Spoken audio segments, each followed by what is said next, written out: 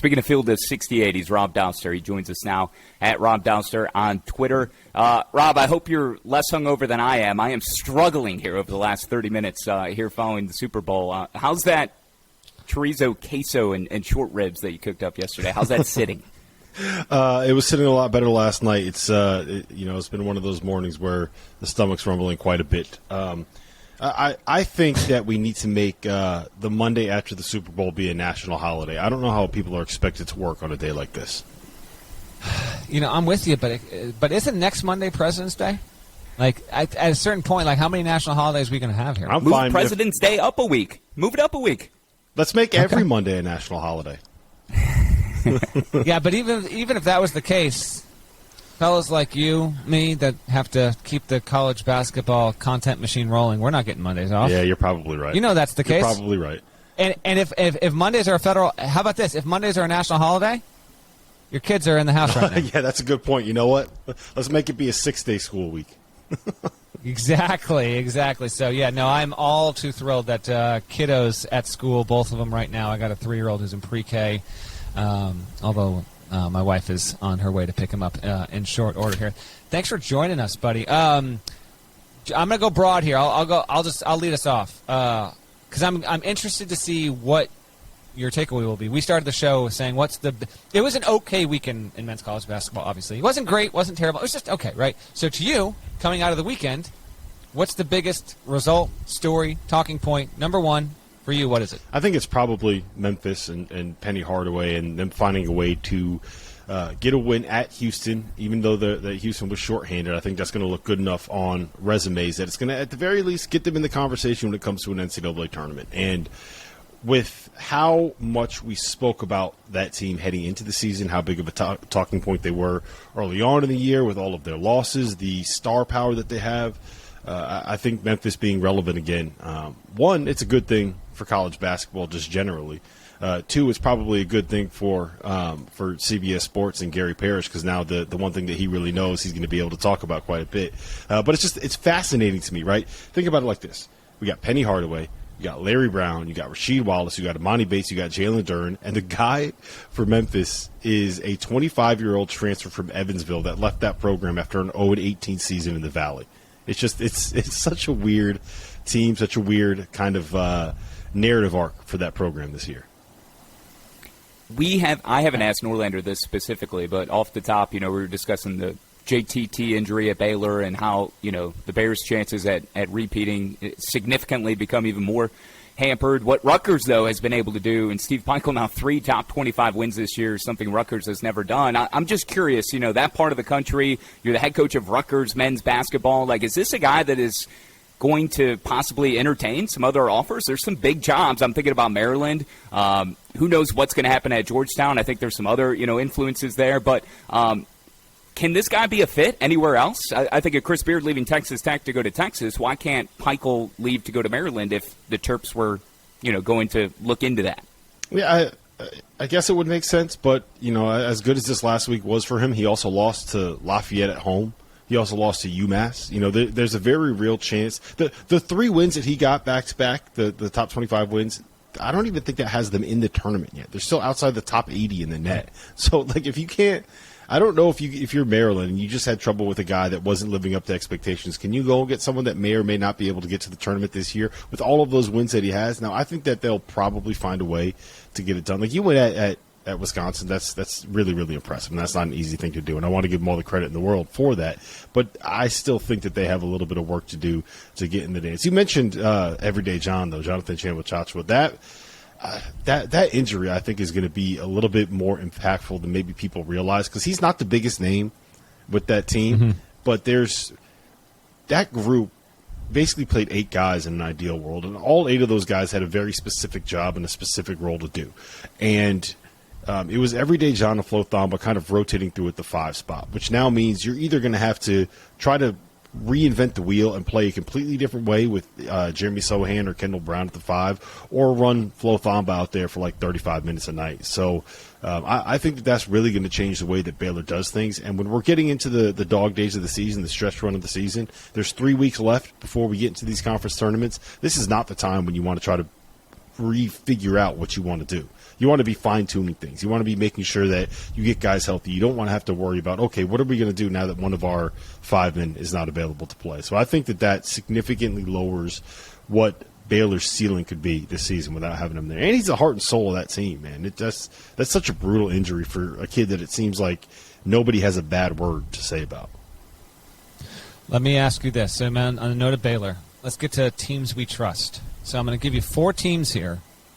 Put them in the order of how much you will trust them a month from now when we have a bracket. Okay, when we have a field of 68, and we'll get to what you're doing with that, obviously, too. All right, no order from my end. I'm just going to give you these 4. You tell me most trustworthy, the least trustworthy, in your opinion, when we flash forward a month from now. Purdue, Baylor, Texas, and Kansas. How would you rank those? I think I'd have Texas at the bottom. I just don't think that they have the talent that you would need. You look at the guys on that roster. I don't know who on that team is an NBA player. And I think at the end of the day, in March, you need NBA players to be able to make the runs. I would have Purdue third, at least trustworthy. Their defense is a problem. We talked about it all last year with Iowa and that Luka Garza team, how they weren't good enough defensively to be able to win 6 games in the NCAA tournament. And I think that kind of came to fruition. We saw them get dragged by Oregon.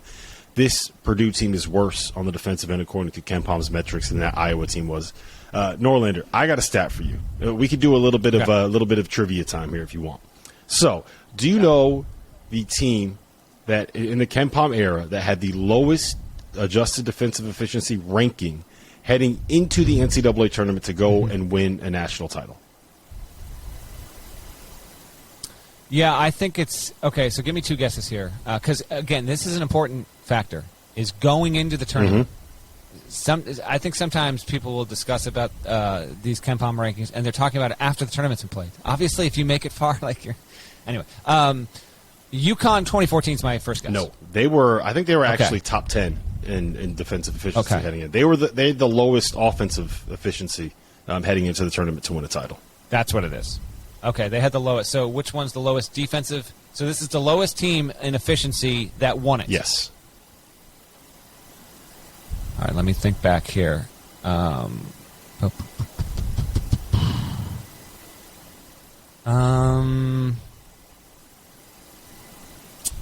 feel like the lowest team defensive efficiency-wise to win.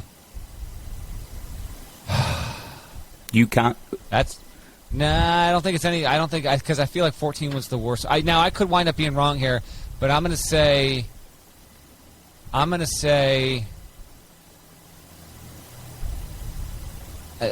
don't feel like any of these champions are that low because I'm just rolling them all through my head right now.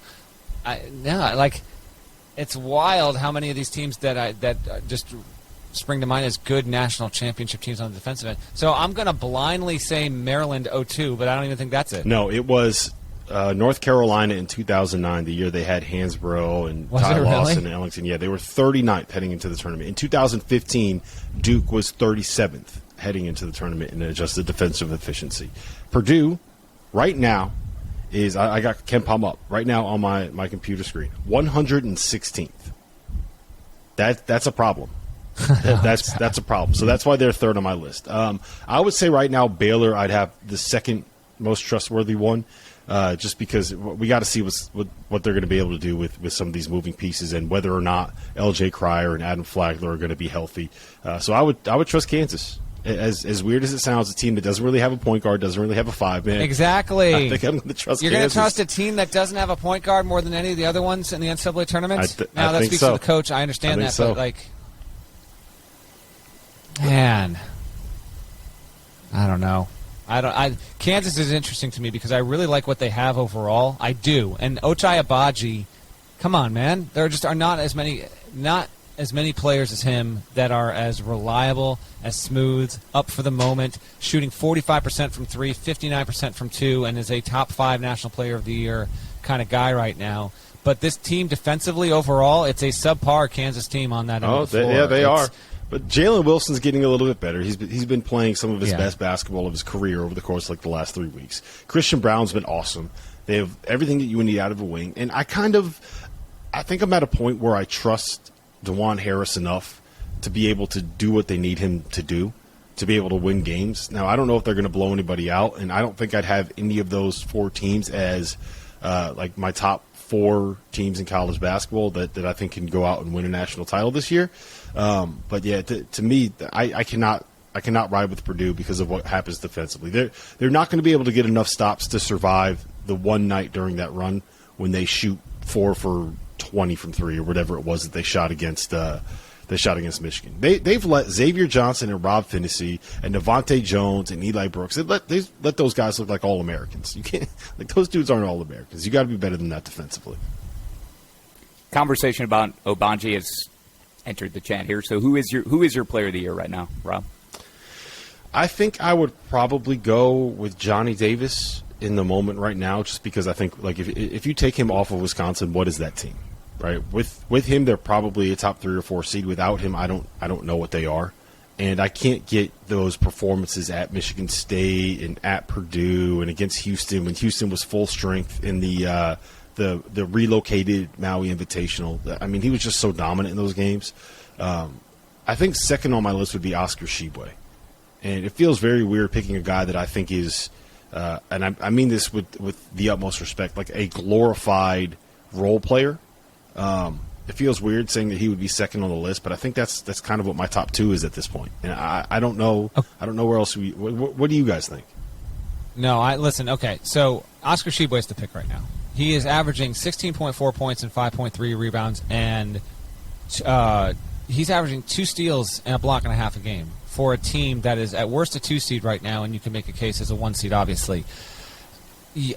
He's the player of the year. Johnny Davis is in it, but you are defining player of the year at MVP kind of descriptions, right? Like, it's the best players on the best teams. You are more assigning value to Johnny Davis, where I think Oscar Tshiebwe has just been the better player. That's all. I think it's got to be Tshiebwe at this point, particularly after Wisconsin just lost at home to Rutgers. Yeah, I mean, look, I can't argue against that. He's been unbelievable. The dude's unstoppable. He does the job of 2 people rebounding. It's insane what he's able to do. Yeah. It's always, I guess, the way that I kind of think about it is like if you're doing the player of the year, who is the guy that if you decide that you need one person to take a game-winning shot, or if you're building a roster and you want to pick one guy to start it off with, who is that guy going to end up being? And I don't know if you can put Tshiebwe in either of those spots, but like he's just been so dominant, man. I can't argue against him. I just don't know if there's a clear front runner like there's been in past seasons, but I mean, I have him second on my list, so it's not like I don't like the guy. He's awesome. 15.3 per game, as you noted, Norlander. That's 2 more than the next closest guy. Tshiebwe is an animal. I would have went with Kofi Coburn, but that's kind of my Illinois allegiances there seeping in.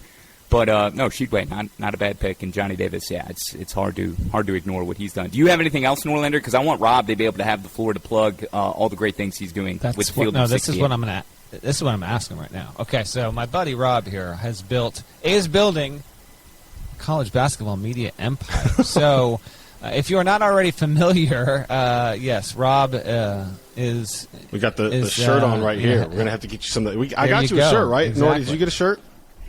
I do not have a shirt. I'm going to get you a shirt. Well, we can figure that out down the road. But the Field of 68 Media Network. So I moonlight on this fine show, and then obviously I've got Eye on College Basketball. So I got ladles in 2 pots. I think Dauster here's got. How many shows are on the Field of 68 Media Network? Out of curiosity, how many ships are you steering? We have. It's 25 different podcasts right now. And when you include all of the football shows that we're doing, I have 31 shows in total, which is just insanity trying to manage all of that. But, the big one we do is every night at 11 we go on with it's the Field of 68 After Dark. And we just I modeled it after Baseball Tonight. I just remember getting home during the summer, and the first thing that I would do at night is go and put on ESPN and watch Baseball Tonight. I mean, that was what you did at night during the summer as a kid, and I figured that doesn't really exist in total in the college basketball space. So why not try to find a way to make something happen? I mean, we put it on YouTube. We're on Sirius XM, so it seems like people are kind of gravitating to it a little bit. But I mean, mostly it's just fun for me to do, I think. And at the end of the day, if you can find a way to get paid doing something that's fun for you to do, that's kind of the sweet spot, right? No, yeah, absolutely. If you are not already familiar, do go find the Field of 68. And the After Dark shows are certainly the sweet spots and go-tos. And yes, every night at 11 Eastern on YouTube or on Twitter live stream. It's on Sirius XM, which is awesome. Very proud of you for that. But if I had told you 2 years ago, because Rob was formerly, he was hacking it like me in terms of the writing and working at NBC Sports, and then, well, I guess NBC decided they don't want writers anymore. I don't know what's going on with that. Terrible decision. But either way, if I told you, listen, you're going to be overseeing 30 different podcast feeds. I mean, could you have even envisioned that? What would you have said? I would have told you you're crazy. You know, I don't. Right? I still don't really doesn't really comprehend and compute how I've gotten to this point. But I mean, I enjoy doing it. I mean, I'm just sitting there. All I do all day is basically edit videos and create content and make thumbnails and write like YouTube video titles. I'm just sitting there in front of a computer all day creating content about college basketball. It's just I don't know how to explain how we've ended up in this spot, but it's certainly been an enjoyable ride. I can tell you that. It was stressful for a while, but we've kind of gotten to the point where it's the machine is almost running itself, especially for the last four weeks or so. So once we can kind of, we got, what do we have? 8 more weeks of the season, 7 more weeks of the season, something like that. Yeah, 7 more weeks. Yeah. It feels like it's flown by. It happens every year, right? Where you kind of, it's Christmas and all of a sudden you wake up and Selection Sunday is 20 days away. Mm-hmm. And if I may, not that you need your ego stroked or any sort of validation, especially for me, a guy who used to have you on his own local radio show, you probably have no idea, 3-4 years ago in Winston-Salem, Greensboro, when I was doing local radio. But seeing what this has become, the After Dark show, like it's become part of my routine. I listen every night. I lay my head on my pillow and I put it on. I fall asleep to it sometimes just because I'm up so late. So between Randolph Childress, Fanta stepping in, Goodman, yourself. I mean, all those guys, all those former coaches, the Miller brothers. Like the content is incredible, and to hear you talk about the inspiration of baseball tonight, like you're speaking to my soul as a kid who did that, and you have nowhere to go for that sort of thing. So to have that present every single night, some reaction, it's a great complimentary piece to what we do here at College Sports Now, what Norlander does with Parrish, with the Eye on College Basketball podcast. So keep it up, man. It's awesome. I'm just a little bit concerned about the fact that my voice is the last voice that you would hear before you go to sleep. That seems like a way to set yourself up for some nightmares. Dude, do you see this mustache, man? I mean, that's all I can get, nowadays. I mean, there's some Dauster in my life, so there you go. That's the way I live. Well, yeah, you can you can find Rob and that other guy, Jeff. Yeah, it's all me. Give me all the credit. Exactly. I'm going to see him at the Providence game tomorrow night on Tuesday. Villanova at Providence, big time stuff there. But thanks for hopping on, man. You can follow him at Rob Dauster on Twitter and Field of 68. Be sure to go find it, subscribe. He's doing a great job there, and it's adding to the culture and the conversation of college basketball. So yes, you've created something really good that is helping the sport, I think, overall, and it's only getting bigger. And I'm honestly, genuinely thrilled to see how much success that this has had, because the sport needs it and it's better for having it. So thanks, man. I appreciate you. Well, I appreciate that. I appreciate the kind words, and thanks for having me on, guys.